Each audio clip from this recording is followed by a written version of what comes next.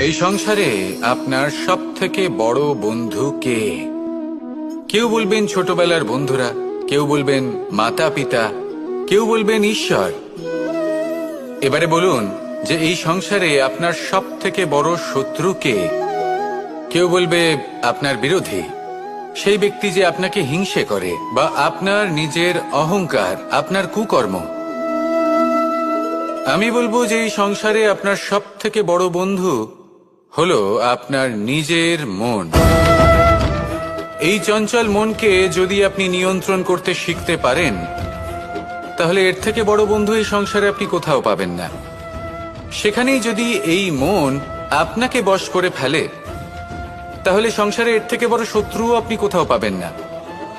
সেই জন্য এই সংসারকে নিয়ন্ত্রণ করার চেষ্টা ত্যাগ করুন। প্রথমে এই মনকে নিয়ন্ত্রণ করতে শিখে